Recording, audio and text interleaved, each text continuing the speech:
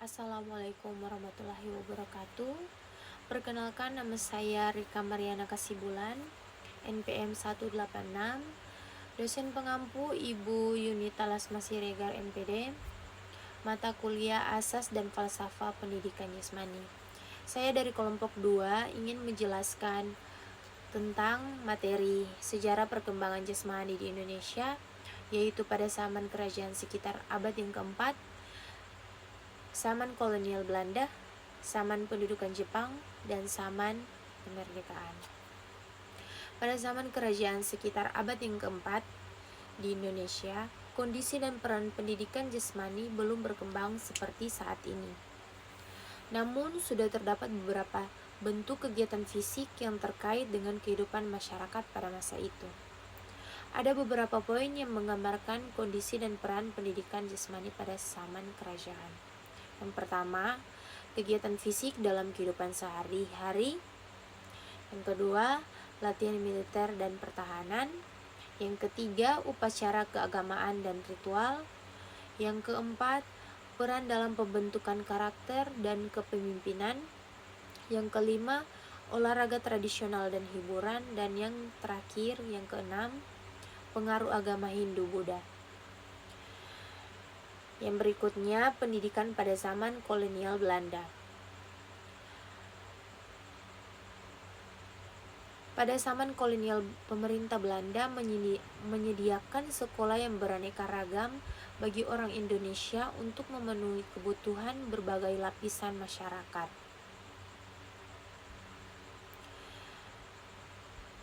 Pendidikan Jepang, sistem pendidikan disatukan dan tidak ada lagi pendidikan bagi orang asing.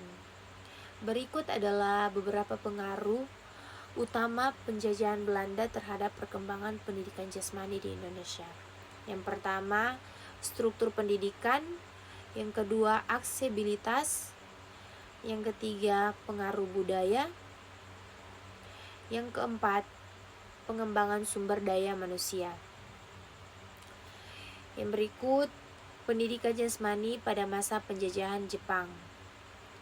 Masa penjajahan Jepang, pada masa penjajahan yang hanya 3,5 tahun itu ternyata banyak menimbulkan penderitaan bagi bangsa Indonesia.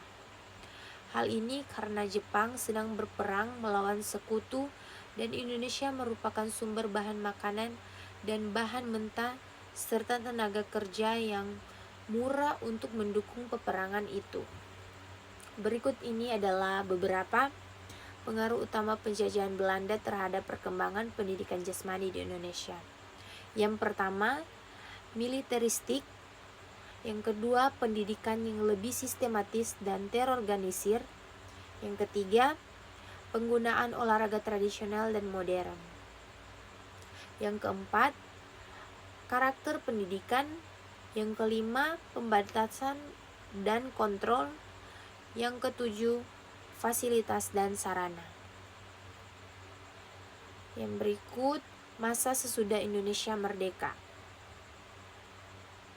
Dengan diproklamasikannya kemerdekaan Indonesia pada tanggal 17 bulan 8 1945, maka pemerintahan di Indonesia diselenggarakan oleh bangsa dan rakyat Indonesia sendiri. Dalam susunan pemerintahan atau Kabinet Republik Indonesia yang pertama dibentuk pada tanggal 19 Agustus 1945 di Jakarta, terdapat Kementerian Pendidikan dan Pengajaran. Kementerian ini bertindak sebagai wakil pemerintah berdasarkan tekad rakyat Indonesia untuk mempertahankan seperti mengisi kemerdekaan untuk pertama kalinya bertugas.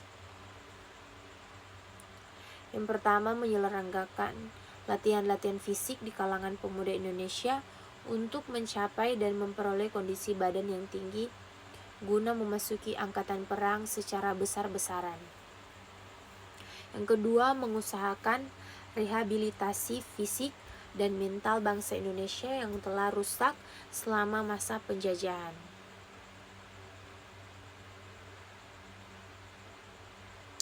Berkat bantuan pemerintah, Polri dapat mengembangkan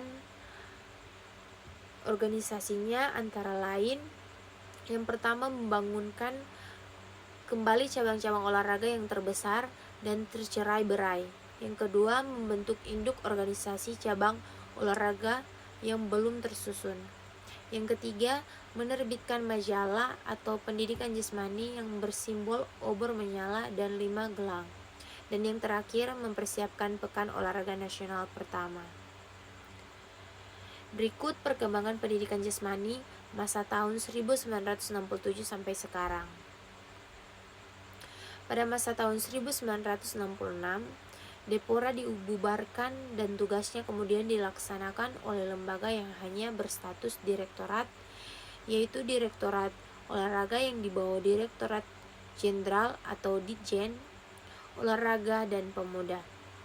Masih suatu kemalangan lagi yang menimpa, yaitu pada tahun 1971 Ditjen Olahraga dan Pemuda kemudian berubah menjadi Ditjen Pendidikan Luar Sekolah. Sekian dari materi yang saya sampaikan. Assalamualaikum warahmatullahi wabarakatuh.